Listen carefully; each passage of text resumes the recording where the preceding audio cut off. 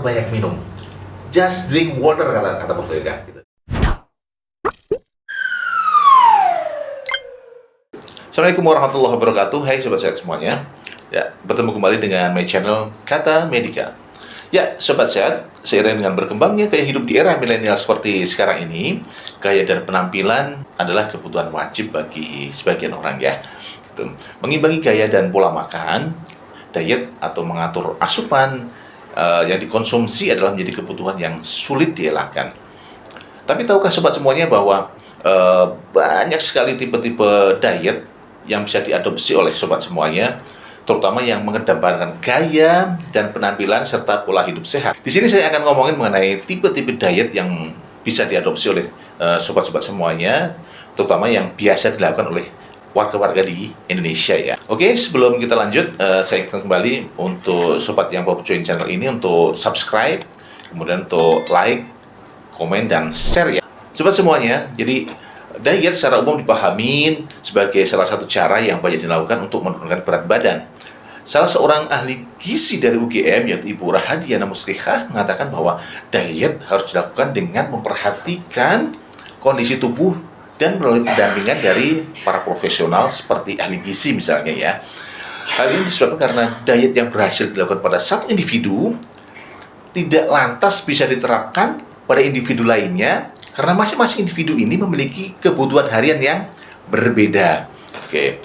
Namun penting untuk diingat bahwa sebelum memulai diet apapun sebaiknya Anda berkonsultasi dengan profesional kesehatan atau ahli gizi yang memungkinkan untuk diet tersebut cocok untuk kebutuhan dan kondisi kesehatan Anda. Selain kebutuhan untuk penurunan berat badan, sobat semua, ternyata diet juga mempunyai efek kesehatan yang luar biasa, yaitu dapat membantu mengurangi resiko kematian hingga 20%. Dan tidak main-main, penelitian ini dilakukan oleh para peneliti dari Universitas Harvard di Amerika, Harvard University, dan tim Harvard ini menganalisis 4 macam diet, semuanya menekankan pada konsumsi biji-bijian utuh, buah-buahan, sayur-sayuran, kacang-kacangan, dan polong-polongan yang sering terlihat di Amerika gitu. Ini yang diet untuk untuk kesehatan yang tadi itu untuk mengurangi risiko kematian dini hingga 20%. Oke, sobat sehat semuanya, dengan banyaknya variasi diet yang dilakukan oleh masyarakat, tim Kata Medika akan merangkum 11 macam diet yang paling populer di Indonesia yang direkomendasikan oleh para ahli gizi di Indonesia, manfaat pentingnya apa, kelemahannya apa, serta risiko-risikonya. Oke. Yang pertama adalah diet pola makan seimbang atau porsi plate. Diet ini menggabungkan karbohidrat, protein, lemak sehat, sayur, dan buah-buahan dalam porsi yang tepat. Kemudian kelebihan dari diet ini kelebihannya adalah memastikan asupan nutrisi yang seimbang dan mencukupi, kemudian mudah diikuti dan dapat diterapkan dalam berbagai situasi. Kemudian kelemahannya, tapi ada kelemahannya juga, diet ini adalah tidak memiliki aturan yang ketat, sehingga bisa sulit bagi beberapa orang yang kurang disiplin untuk mengontrol asupan kalori dan nutrisi tertentu. Resikonya, jika tidak diatur dengan baik, bisa menyebabkan konsumsi kalori yang justru berlebihan dan kekurangan nutrisi tertentu. Oke, itu yang pertama. Diet pola makan yang seimbang atau porsi plate. Oke, yang kedua adalah diet Mediterania. Diet ini mengutamakan makanan segar seperti sayur-sayuran, buah-buahan, biji-bijian, ikan, dan lemak sehat seperti minyak zaitun. Kemudian kelebihannya untuk diet Mediterania ini adalah kaya akan antioksidan dan lemak sehat, baik untuk kesehatan jantung dan otak. Kemudian menekankan makanan segar dan tidak membatasi jumlah kalori. Ini adalah kelebihan dari diet Mediterania ini. Kemudian kelemahannya adalah mungkin memerlukan lebih banyak waktu untuk mempersiapkan makanan dan memerlukan akses terhadap jenis makanan tertentu. Jadi kelemahannya itu mungkin dari jenis-jenisnya agak lebih sulit untuk ditemui di pasaran ya. Kemudian resikonya jika tidak seimbang bisa menyebabkan kekurangan asupan nutrisi tertentu seperti protein atau vitamin tertentu. Kemudian yang ketiga, Yang ketiga adalah diet DASH atau diet pendekatan untuk sobat yang ada keluhan hipertensi ya gitu. Jadi berfokus pada asupan rendah garam dan kaya kalium untuk mengendalikan tekanan darah ya. Kelebihannya adalah dapat membantu menurunkan tekanan darah tinggi, menekankan asupan kalium, magnesium, kalsium, dan serat. Kelemahannya adalah mungkin sulit diikuti secara konsisten jika seseorang tidak terbiasa dengan mengatur asupan garam dan jenis makanan tertentu. Kemudian resikonya jika tidak teratur bisa mengakibatkan kekurangan beberapa nutrisi penting seperti protein atau lemak sehat. Yang keempat adalah diet rendah lemak. Diet ini mengurangi konsumsi lemak jenuh dan trans serta memilih sumber lemak seperti alpukat, kacang-kacangan, dan ikan, di mana sumber lemak ini adalah sumber lemak yang sehat. Kemudian kelebihannya dari diet ini adalah dapat membantu menurunkan resiko penyakit jantung dan kolesterol yang tinggi, serta meminimalkan asupan lemak dan trans yang tidak sehat. Kemudian ada juga kelemahannya, sobat semuanya. Kelemahannya adalah menghindari lemak sepenuhnya bisa mengakibatkan kurangnya asupan lemak esensial dan vitamin larutan lemak. Resikonya jika tidak memiliki lemak yang sehat, bisa menyebabkan kekurangan nutrisi dan masalah kesehatan yang serius loh sobat. Oke, yang kelima adalah diet rendah karbohidrat. Mengurangi konsumsi karbohidrat olahan dan gula, serta lebih banyak mengonsumsi karbohidrat kompleks dan serat. Kelebihannya sobat, dapat membantu mengontrol gula darah dan menurunkan berat badan, mengutamakan asupan karbohidrat kompleks dan serat. Ada juga kelemahannya sobat semuanya ya.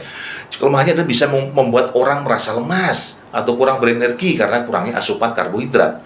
Kemudian resikonya, jika tidak seimbang dan tidak memperhatikan sumber karbohidrat yang tepat, bisa mengakibatkan kekurangan serat dan vitamin. Yang keenam adalah diet protein tinggi. Diet ini mengutamakan konsumsi protein dari sumber seperti daging tanpa lemak, ayam, ikan, telur, dan produk susu rendah lemak. Itu adalah diet protein tinggi. Jadi kelebihannya membantu membangun dan memperbaiki jaringan tubuh termasuk otot. Dapat membantu meningkatkan kenyang dan mempertahankan berat badan tubuh. Oke, kelemahannya, jadi berlebihan protein hewani dapat membebani ginjal dan meningkatkan risiko masalah ginjal, sobat semuanya. Jadi resikonya jika tidak seimbang dengan asupan karbohidrat dan lemak yang tepat, bisa menyebabkan kurangnya nutrisi yang lain. Dan ini juga berakibat yang serius juga. Oke, ketujuh adalah diet vegetarian atau vegan. Diet ini menghindari konsumsi daging dan produk hewani sepenuhnya, serta fokus pada sumber protein yang dari nabati seperti kacang-kacangan, biji-bijian, serta tahu dan tempe. Kemudian kelebihan dari diet vegan ini adalah kaya akan serat, vitamin, mineral, dan antioksidan dari sumber nabati. Kemudian kelemahannya adalah resiko kekurangan protein hewani, vitamin B12, zat besi, kalsium, dan omega 3 jika tidak dirancang dengan baik. Resikonya memerlukan perencanaan yang hati-hati untuk memastikan semua nutrisi penting tercukupi. Oke. Kemudian yang ke-8. Yang ke-8 adalah diet diabetes. Diet diabetes ini adalah mengatur asupan karbohidrat, menghindari gula berlebih, serta memperhatikan indeks glikemik makanan. Kelebihannya adalah membantu mengatur kadar gula darah, menghindari lonjakan gula darah yang drastis dengan memilih karbohidrat yang kompleks. Kemudian kelemahannya adalah memerlukan pemantauan ketat atas asupan karbohidrat dan gula untuk mengatur gula darah. Resikonya adalah jika tidak diatur dengan baik, bisa menyebabkan fluktuasi gula darah yang berisiko bagi kesehatan. Yang ke-9 adalah diet gluten free atau bebas gluten. Diet ini biasanya direkomendasikan bagi mereka yang memiliki sensitivitas terhadap gluten atau penyakit celiac ya, dengan menghindari gandum, barley, dan gandum hitam. Kelebihannya adalah penting bagi mereka yang memiliki sensitivitas terhadap gluten atau penyakit celiac tadi. Kemudian dapat membantu mengurangi gejala gastrointestinal, penyakit pencernaan, dan meningkatkan kualitas hidup dari pelakunya. Kemudian kelemahannya adalah memerlukan perhatian ekstra untuk memilih makanan yang bebas gluten dan bisa sulit untuk menemukan variasi makanan. Resikonya jika dilakukan tanpa indikasi medis bisa mengakibatkan kekurangan serat dan nutrisi tertentu yang terdapat dalam gandum dan produk berbasis gandum. Oke, yang nomor 10 adalah diet intermittent fasting, yaitu diet dengan pola makan yang melibatkan jeda waktu makan yang terbatas Jadi beberapa variasi termasuk puasa 16/8, yaitu 16 puasa dan 8 jam makan. Kemudian puasa 5/2, yaitu makan normal selama 5 hari dan puasa kalori rendah pada 2 hari berikutnya. Kelebihannya itu banyak sekali, sobat semuanya. Yang pertama adalah penurunan berat badan, peningkatan sensitivitas insulin, kemudian penurunan risiko penyakit jantung, kemudian peningkatan kesehatan otak, kemudian adalah peningkatan kesehatan metabolik, kemudian ada peningkatan ketahanan tubuh dan umur yang panjang, serta diet ini adalah diet yang sederhana, tidak memerlukan perhitungan kalori dan sebagainya. Oke, sekarang kita masuk ke kelemahannya. Meskipun banyak sekali kelebihannya, diet intermittent fasting ini juga ada kelemahannya, yaitu bisa menyebabkan gangguan pola makan. Kemudian ada resiko juga, resikonya adalah hipoglikemi, yaitu gula darah yang rendah. Oke, kita masuk yang nomor 11, yaitu diet ketogenik. Diet ketogenik atau yang sering disebut dengan diet keto ini adalah pola makan yang rendah karbohidrat dan tinggi lemak. Tujuan utamanya adalah membuat tubuh masuk ke dalam kondisi ketosis, di mana tubuh menggunakan lemak sebagai sumber utama energi karena ketersediaan karbohidrat yang dibatasin. Kelebihannya adalah membantu menurunkan berat badan dengan cepat, meningkatkan sensitivitas insulin, menurunkan risiko penyakit jantung, mungkin membantu mengendalikan epilepsi pada beberapa individu. Kemudian kelemahannya adalah kekurangan nutrisi. Diet ini sangat rendah karbohidrat, ada risiko kekurangan serat, vitamin, dan mineral yang penting bagi tubuh. Efek sampingnya adalah beberapa orang mengalami efek samping seperti kelelahan, gangguan pencernaan, dan konsentrasi yang buruk, atau disebut dengan ketosis fog. Baik, sobat semuanya, tadi sudah disebutin 11 tipe diet yang recommended, yang direkomendasikan oleh para ahli gizi di Indonesia.